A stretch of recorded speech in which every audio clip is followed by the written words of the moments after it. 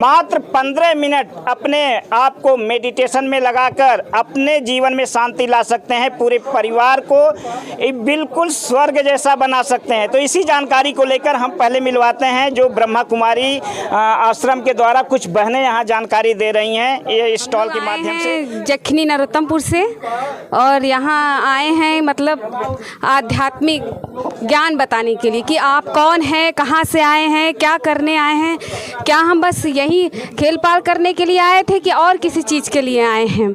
और ये अपना यहाँ एक पढ़ाई होता है जो विश्वविद्यालय येश्वरी विश्वविद्यालय, जिसमें एक एम है, इसमें मनुष्य से देवता बनने की पढ़ाई पढ़ाई जाती है। इसमें एक ऐसा भी विद्यालय है जहाँ एक साधारण इंसान को देवता बनने की पढ़ाई पढ़ाई जाती है। ये जो आप देख रहे हैं पोस्टर प्रदर्शनी, इस चित्र के माध्यम से यही बताया जा सकता है कि एक व्यक्ति, साधारण व्यक्ति अपने आचार विचार आचरण में परिवर्तन करके, सीख करके स्वयं को राक्षस भी बना सकता है और स्वयं को देवता भी बना सकता है। उसी जानकारी को लेकर ये चित्र प्रदर्शनी लगाई गई है। चित्र में सबसे पहले बताया गया है कि स्वयं यानी आप कौन हैं। अगर हम आपसे पूछते हैं कि आप कौन हैं तो आप अपना शरीर का परिचय देंगे, लेकिन यहाँ बताया गया है कि असली में आप एक आत्मा है, न कि शरीर। जैसे कि आत्मा इस शरीर में प्रवेश करती है तो हमारा जीव आत्मा कहलाता है। जब वही आत्मा इस शरीर से निकल जाती है तो हड्डी मांस का पुतला कहलाता है, जिसका कोई अर्थ नहीं है।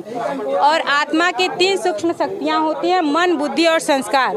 मन द्वारा सोचा जाता है, बुद्धि द्वारा निर्णय किया जाता है और संस्कार द्वारा, मन बुद्धि द्वारा जैसा हम सोचकर कार्य करते वैसा हमारा संस्कार बनता है। और आत्मा रहती कहाँ है? जहाँ पर हम लोग टीका, बिंदिया, तिलक ये सब लगाते हैं, वहाँ पर आत्मा रहती है। जो हमारा शरीर है, तो हमारा शरीर 2 चीज़ों से मिलकर बनता है, एक आत्मा और दूसरा शरीर।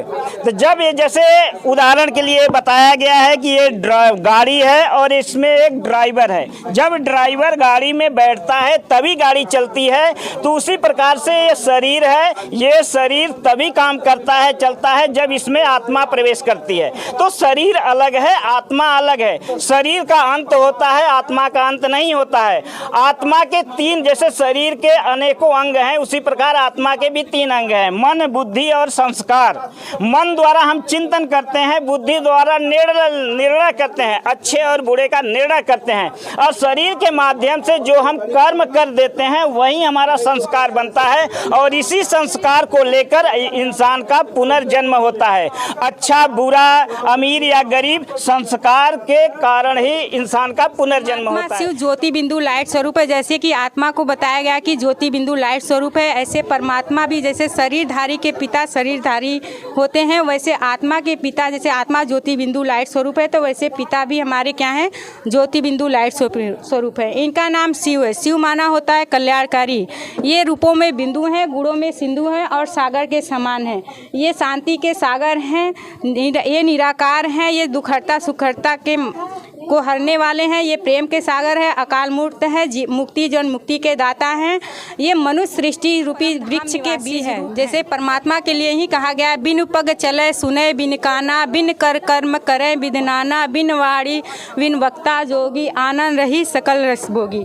यहाँ दिखाया गया है 3 लोग। यहाँ साकार मनुष्य लोग हैं, यहाँ सूक्ष्म लोग हैं, यहाँ ब्रह्म लोग है, जो परमात्मा का रहने का स्थान है।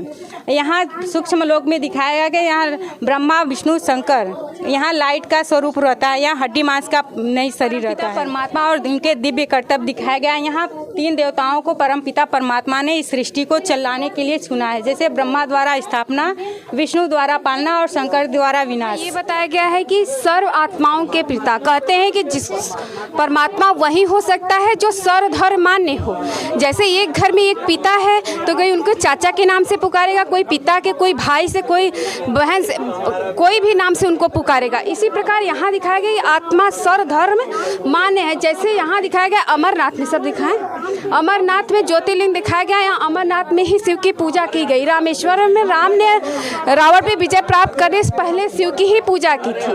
और यहाँ दिखाया गया है कि गॉड ने एक ओंकार एवं सत्य नाम, गॉड इज लाइट, परमात्मा लाइट स्वरूप है का जो ये रखे हैं शिवलिंग, उसको भी क्या करते हैं, परमात्मा रूप में ही मानते हैं। यहाँ दिखाया गया संग ए औषध मक्का में जो हज करने जाते हैं, इसको चूमते हैं तो उनका हज पूरा होता है। पशुपतिनाथ नेपाल में यहाँ भी शिव के लिंग रखा गया है, जो यहाँ के लोग ने भी परमात्मा को शिव के नाम से जाना।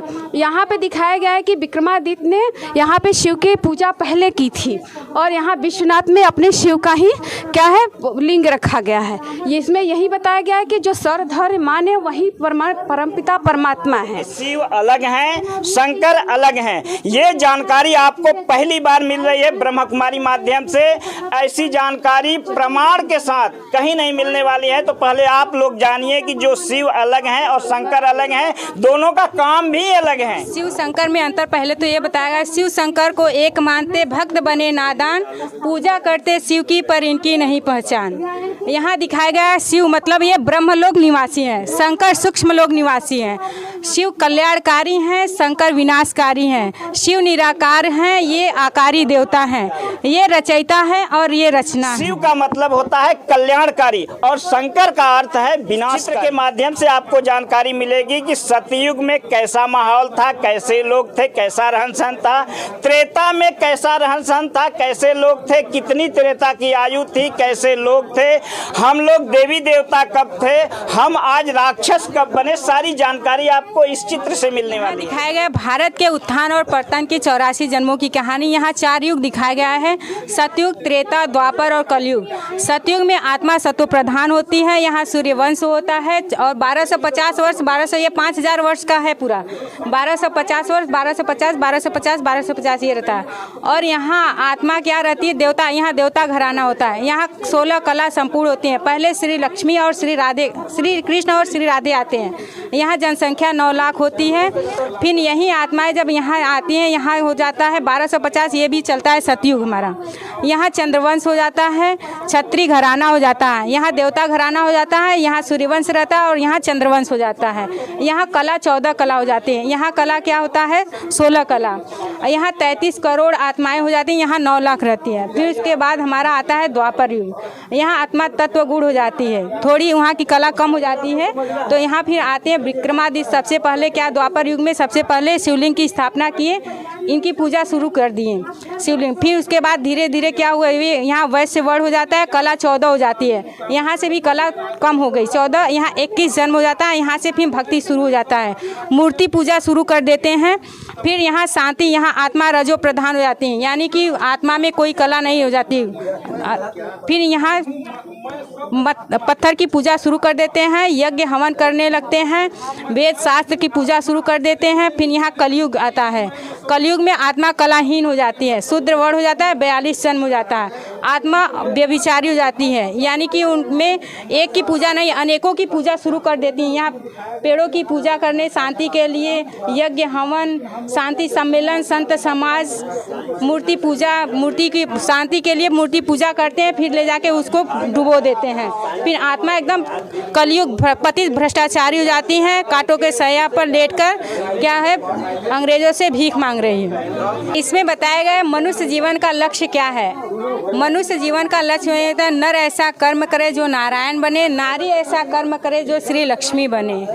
यहाँ सतयुग में दिखाया गया, यहाँ रहता है एक धर्म, एक राज, एक मत, एक कुल होता है। व्यक्ति यदि इस प्रकार से जुड़ना चाहता है, अपने घर परिवार के टेंशन से उबकर अपने अंदर परिवर्तन आध्यात्म से जुड़ना चाहता है, तो क्या करना होगा, उसको कहाँ जाएं, कैसे संपर्क करें? नजदीकी नरोत्तमपुर है। अच्छा, आप लोग नरोत्तमपुर चुनार है, चुनार है नरोत्तमपुर। हाँ जी। अच्छा, तो भैया अगर जो आप लोग के जाल चाहत हुई हैं आध्यात्मिक ये प्रदर्शनी में जुड़ करके स्वयं के परिवर्तन के लिए करना चाहते हैं, अध्यात्म अपनावल चाहते हैं, तो आपके क्षेत्र में नरोत्तमपुर गांव में है, चुनार में भी है, और कहाँ कहाँ है? और नाटी मिली है, गोदौलिया है। अच्छा। और बछाव में भी है, और सारनाथ में भी है। हाँ। अच्छा। DLW है, चितईपुर है, और सुंदरपुर में भी है। पूरे बनारस का हेड ऑफिस कहाँ है? हेड ऑफिस पूरा सारनाथ में है। सारनाथ में जी।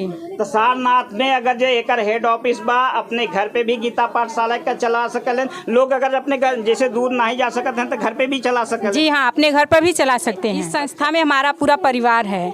हम लोग बचपन से ही जुड़े हैं। आज तक हम लोगों का लहसुन प्याज का स्वाद भी नहीं पता होगा कि कैसा है उसका। ये संस्था हम लोगों को एक ऐसा जीवन दिया है कि हम लोग में सुख शांति संपन्न, और हम लोग पूरे परिवार एक साथ मिलके रहते हैं। आज के समय में ऐसा कोई परिवार नहीं होगा जो एक साथ, 3 भाई हैं, तीनों लोग एक साथ मिलके रहते हैं। एक छत के नीचे हम लोग खाना खाते हैं, एक साथ रहते हैं, एक साथ उठना बैठना सब कुछ है। लेकिन आज समाज में ऐसा परिवार नहीं देखेंगे जहाँ पर ऐसा परिवार हो।